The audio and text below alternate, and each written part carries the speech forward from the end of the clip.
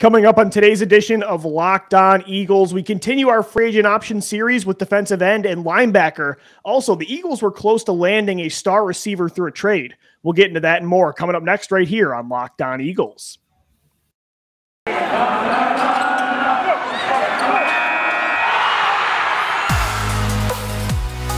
are Locked On Eagles, your daily Philadelphia Eagles podcast.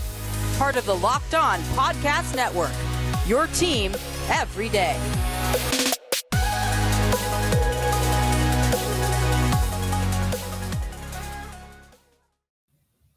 We thank you for making Locked On Eagles your first listen each and every day. I'm Louis DiBiase, joined as always by my co-host Gino Camilleri. Thank you so much for making Locked On Eagles your first listen each and every day. As I said, we're available Monday through Friday on all podcast platforms, in video form as well on YouTube, and we're on Twitter at Locked On Birds, at GC24_football, and at DiBiase LOE. Gino, as I mentioned before the intro, a lot to get into yet again today. The news just continues to roll. Today we had talks about the Eagles being on the verge of landing Kelvin Ridley before the whole gambling incident that got him suspended for the year. Jason Kelce's coming back for 2022. Nate Sudfeld's getting a new deal and still being considered somebody that has starting potential. A lot of good news on the Eagles today. And I don't even think you mentioned arguably one of the biggest moves that I think can shatter the foundation of the NFL. Khalil Mack going to the Los Angeles Chargers. It's an arms race in the AFC, man. Good. Thank God the Eagles are in the NFC right now because it is going nuclear in that conference. I mean, seriously, all the talk with Russia in the news the past 2 months, the real Cold War is in the AFC West, my friend. What a reference right now. I mean, seriously, though. They get Russell Wilson in Denver, right? Von Miller's talking about coming back. Oh, so how do you debunk that myth that Russell Wilson's tag up Joey Bosa with Khalil Mack? Unbelievable moves in lieu.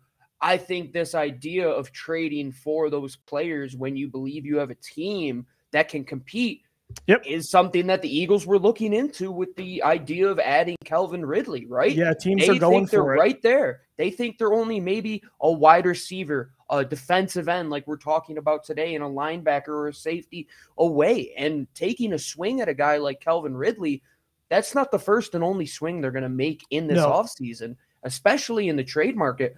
Now that Tyler Lockett's name's on the market with DK Metcalf there as well, you got to be picking up the phones and saying, what is the price on DK Metcalf right now? Teams are going to go for it. You saw with the way the Rams won the Super Bowl, and the Eagles, this isn't the Rams are the first team to do this. The Eagles were trading picks for maximizing that window in 2017 to 2019. So you knew Howie Roseman did that in the past. The question was, would he continue to do that moving forward, even when they're trying to build more sustainably?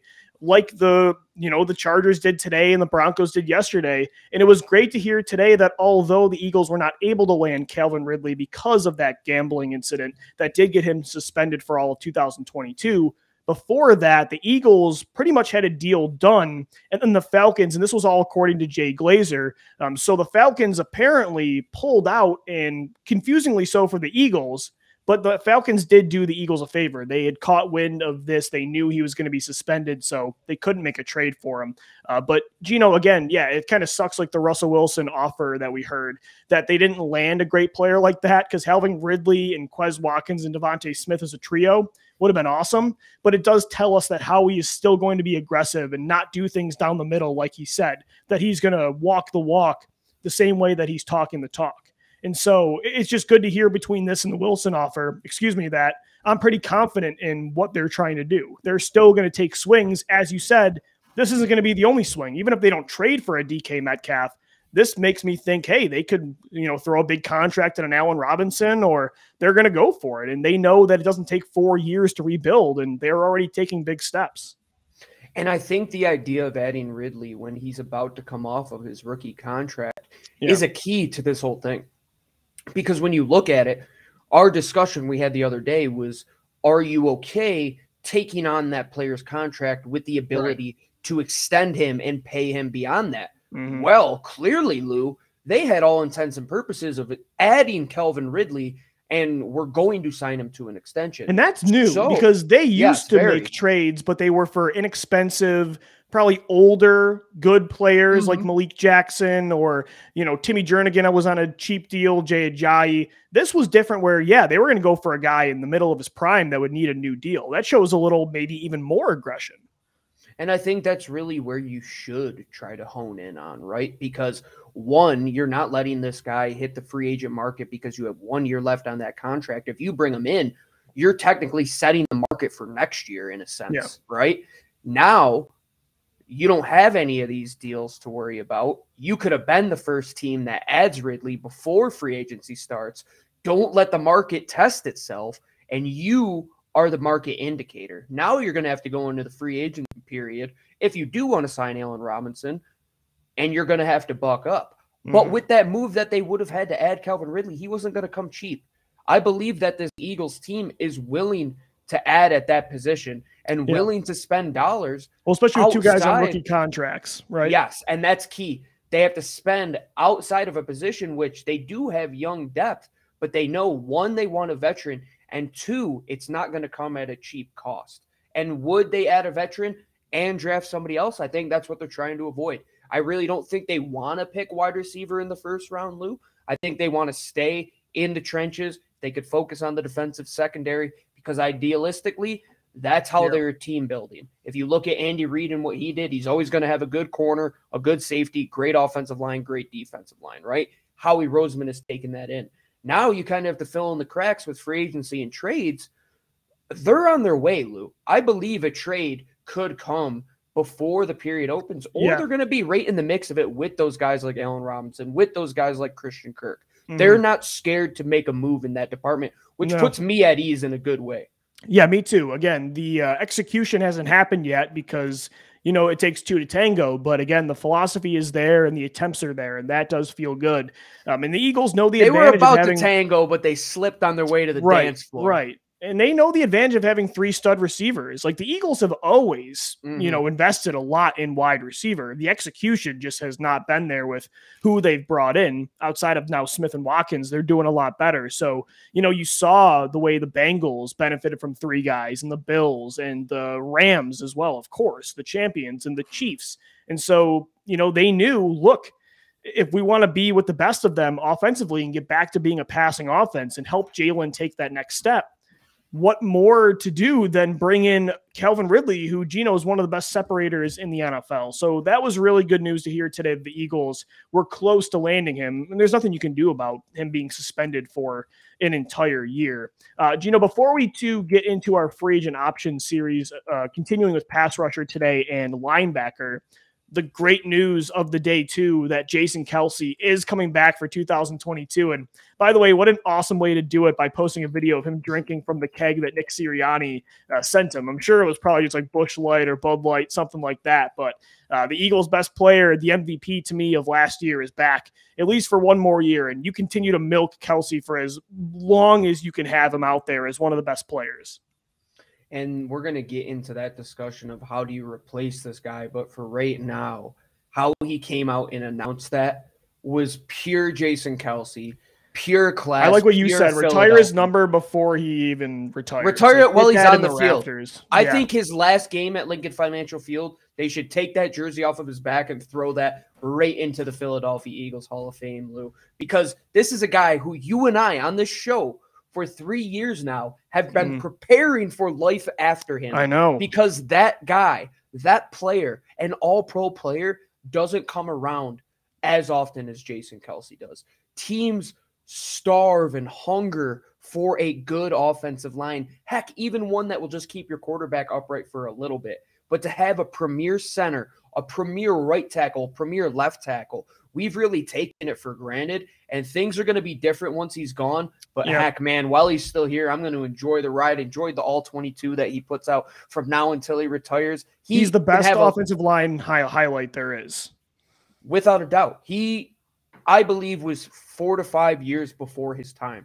If Jason Kelce was coming out of Cincinnati now with his athleticism, with the style of play he plays with, and also Jeff Stoutland there, his best friend and his mentor, he probably would have been a higher draft pick. But heck, best 5th-round draft pick this team has ever had, in my opinion. Yeah. He is a pure Hall of Fame guy, and he should get into Canton, in my opinion. I agree easily. And, the Eagles have done better of getting out earlier than later on some older veterans lately. But, at the same time, if you're going to let somebody play until they can't anymore and try to maximize it, even if you do have one bad year because you waited a little too long, I'm okay with it being somebody like Jason Kelce, or even with Jason Peters. That's why, was he horrible in 2020? Yeah, absolutely. But I'm glad that they took JP for as long as they could get him, because having that kind of player, that caliber of an offensive lineman at any spot is so valuable that you take that for as long as you can get them. And for the Eagles, they get Jason Kelce at least for one more season in 2022.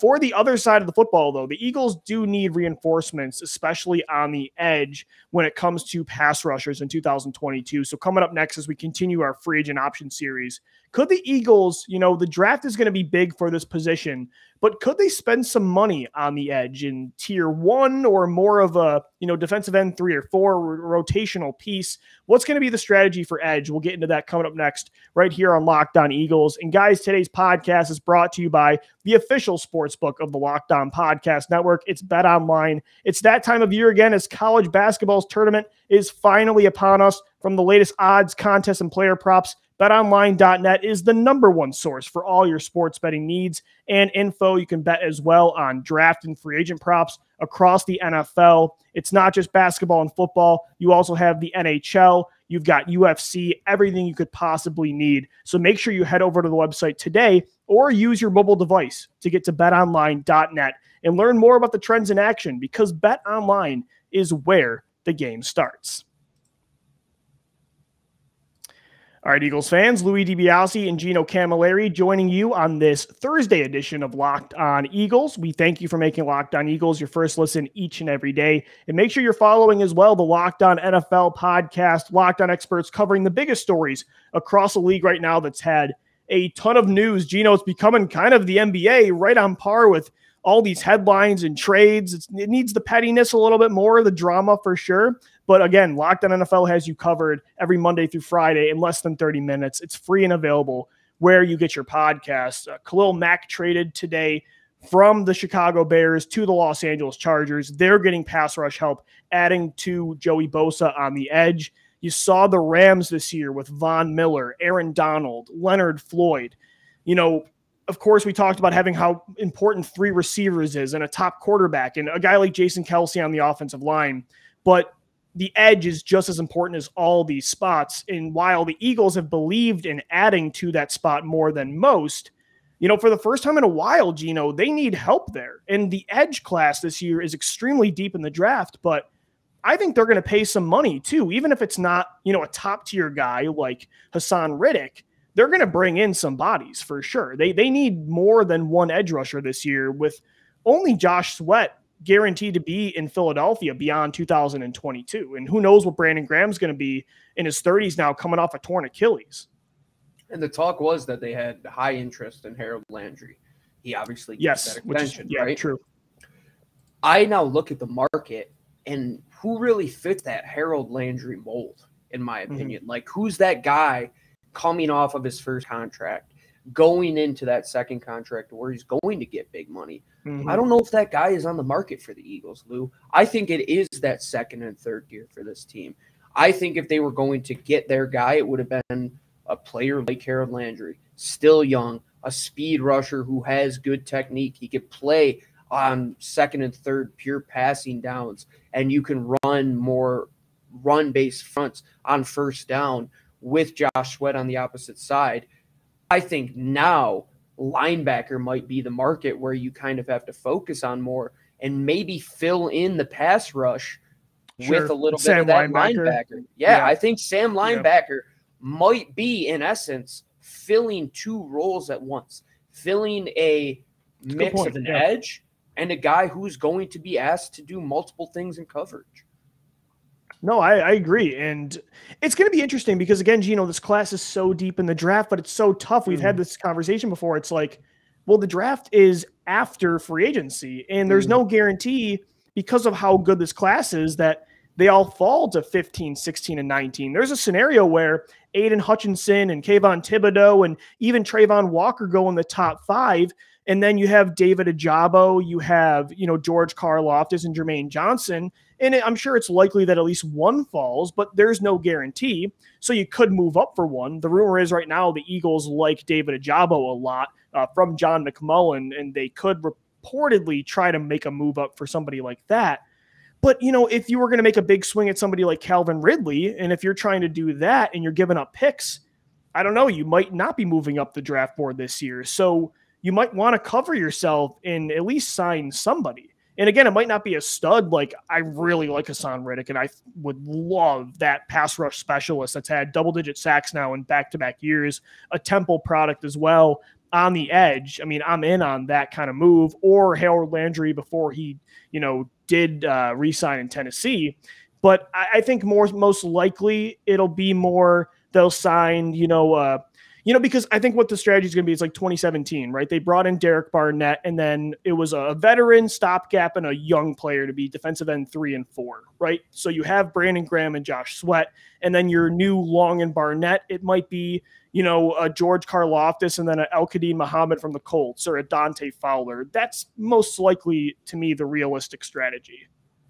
Let me ask you this.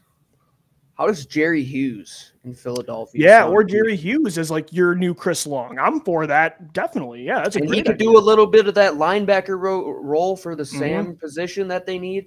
He's older, but he's got speed, man, still. Like, he could still move in Buffalo last year. He can, and that veteran stopgap, Lou, like he's closer to 30 than he is to 26, 27, right? But if they do draft a guy that might not be a pure 3-down player, i.e., David Ajabo, you're going to need a player like that, because Jerry Hughes could come in here, man the Sam position, be a guy that kind of rotates in and out of that front, playing in multiple gaps from that pass rush, and can drop into coverage a little bit in those curl flat areas for you. And then you draft a player like David Ajabo, you draft a player like Jermaine Johnson, who did linebacker drills at the combine, and you let them fill into that Sam/N role. Because I really think that's the next evolution of this defense, where they can play multiple different players across that defense, where it's not just a hand in the dirt defensive end, hand in the dirt defensive end. No, you have a guy who can really swing and be a linebacker that drops, also being on the edge, being from a wide 9 position. I look at Jerry Hughes, a player like that.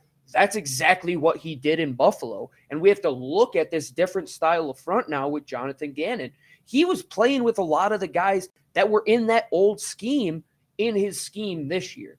So now I think with the ability to play Milton Williams inside and out, you'll probably get more looks like that on first down, more pure rundowns where they could still have 3 defensive tackles, probably 1 edge defender and a Sam linebacker.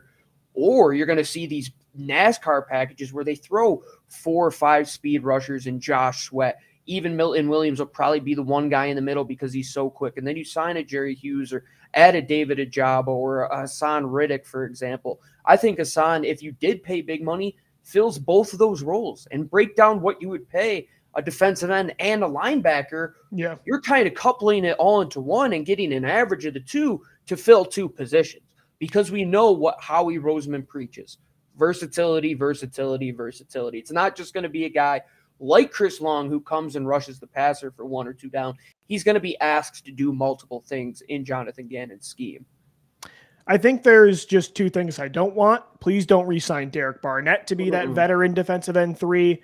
And as good as he was in Cleveland last year, I'll never get over it. And Jadeveon Clowney, I'm just never going to be able to root for. So no way. I can't do it, Gino. That's the fan of me. The analyst in me, it could make sense. I can't do it. One guy who I don't know what his actual tag is, if he's an exclusive right RFA or UFA, but Dorrance Armstrong from Dallas last year, in his reserve snaps, I thought he did very well. And he's that real pure, like 3-tech defensive end, kind of Charles Omenihu build that you and I really love. I could see them going that route too. If they're like, okay, maybe the draft, we can get somebody who's a quicker guy off the edge. Maybe we don't have as much stoutness on the outside. Maybe get him to be a pure run defender or a guy who could rush the pass as well. You might see that angle. You might see them maybe even sign a defensive tackle, Lou, because who knows with this team?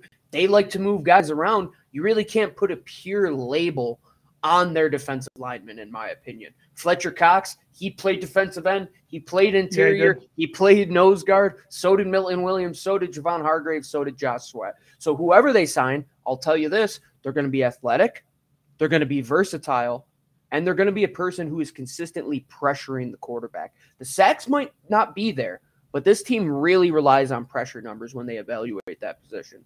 And I think you're right about linebacker. We're going to get into it coming up next. They need some stand-up help still, but you're right with that Sam spot that it could be a position that helps you kind of in both ways with that hybrid role that the Eagles really haven't used before Gannon's defense. So that's coming up next right here on Locked On Eagles. All right, Eagles fans, we're back. It's a Thursday edition of Locked On Eagles Free Agency Options Edition, and we're talking defensive ends and linebackers. How do the Eagles get pass rush help in 2022? For the first time in a long time, they really did not do well in 2021 of bringing down the quarterback. And so, Gino, we talked about, do they wait and bet on landing a top prospect in the first round and, go for a more, tier 2, tier 3 free agent to be your, new Chris Long behind your two established starters, then bring in a young, new Derek Barnett, hopefully a whole lot better though? Or do they say, screw it, we want multiple top pass rushers this year through both avenues, and let's try to sign a Hassan Riddick, who would be a great story to come back to Philadelphia as well. But as you mentioned, and I like that you mentioned it, because the Sam linebacker spot could really help in this way too. Like if you want to find your edge rusher in the draft and you don't love the free agent pool, you prefer maybe to go for a Sam linebacker over paying a tier 2 edge rusher, right? So, I think there's guys to be had there that could really help. I mean, Anthony Barr is a little older, but he has ties to Jonathan Gannon. And I thought despite injuries last year, he still played well. You got Uchenna and Wuzu from the Chargers. Like there are some hybrid names that can help you in both ways here because you do need, stand-up linebacker help too. I read Sheil Kapadia, former beat writer of the Philadelphia Eagles. He put out an article today from The Athletic stating a few free agents that would work in Philadelphia. And I'm glad you said Anthony Barr, because much like the defensive end position, maybe you don't want to sign a guy for 4 or 5 years because you believe that you can land a top guy. But hey, let's sign a 2-year guy that can kind of be the heir for him, be the Darth Vader to his Luke Skywalker or Emperor Palpatine, whatever analogy you want to use there. But they just need an upgrade. And I know Alex Singleton's great. I know TJ Edwards did well in his minutes. Jannard Avery too. Jannard Avery as well. We don't know what we have in Davion. Would like to see him grow. But having an experienced just linebacker that can get downhill, get to his gap, stay in the run lanes, and be able to cover, that's really the area that they need, Lou. Like, they need somebody that can cover the Sam linebacker. Especially with Sam. Yeah, because Avery, he could pass rush, but you need to be able to respect that linebacker's ability to drop back in coverage, and Avery doesn't have that. He's not a 3-down backer there. No, not at all. And Anthony Barr, a great example of that. Somebody who else's name has been linked to the Philadelphia Eagles. Somebody that I've been pounding the table for this guy for a couple of years, not vocally, but I mean behind the scenes. Devondre Campbell, man, like this guy linked. Yeah, as you said, there was a report last week during the combine that the Eagles are going to be showing interest. All-pro caliber player, was an all-pro last year, coming off of a season for Green Bay where they're not going to be able to afford to keep him because they just re-signed Aaron Rodgers. They're going to have Devontae Adams. So you spring on guys like that who have kind of found their way out of the picture, but are still top caliber players. Or if you don't want to sign a guy like that, maybe you want a more in the middle of the field, take a swing at a guy like Bobby Wagner, Lou. Why not? Like, why not pick up the phone and just see what he has to say?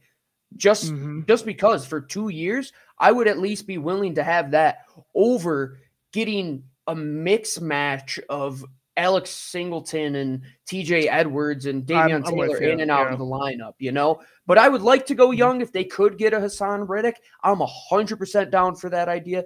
Devondre Campbell, he'll probably give you 3 to 4 good years. But ultimately, these two positions, I think it's how can you mix that veteran presence if you aren't going to get a key guy, which I think they do at safety, and pay the bag, how do you mix that veteran presence with the guys you have in-house, with the draft that is to come up? And that juggling act, Lou, like, I'm not in an NFL office by any stretch of the imagination because I'm not qualified to make those decisions. That's a tough calendar to go through and say, we have to make decisions years in advance and then make a decision a month before the draft that could be completely irrelevant and overhaul a decision we made 2 years ago to extend somebody by signing somebody in free agency and drafting them. And it's based on projections too. It's like, we think we're going to go all after this one safety and then we miss out on Marcus Williams. Well, damn, that top receiver we could have signed elsewhere. Right. It's a lot of projection, it's hard.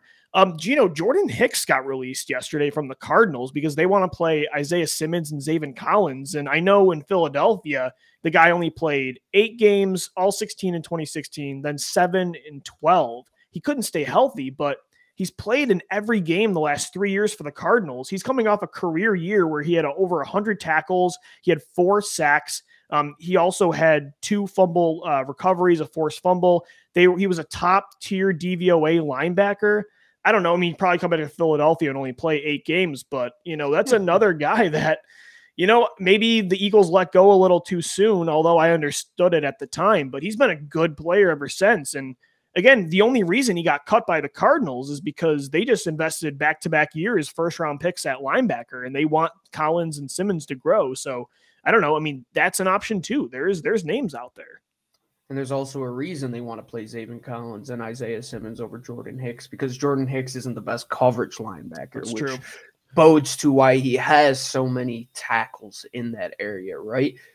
But really, the Eagles just need an upgrade at this position, Lou. Like, if they just had guys fill their gaps, they would have been a much better team early on. And they would have been a much more versatile team and move things around if they had guys that can cover. So that's just the one thing I ask from whoever they sign.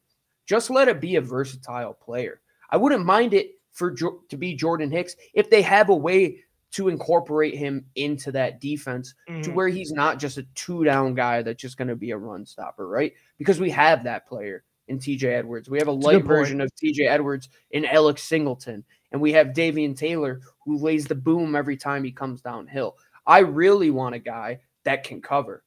Littleton, I think he was with the Raiders, and he just got released today. Corey Littleton, very, very good in coverage.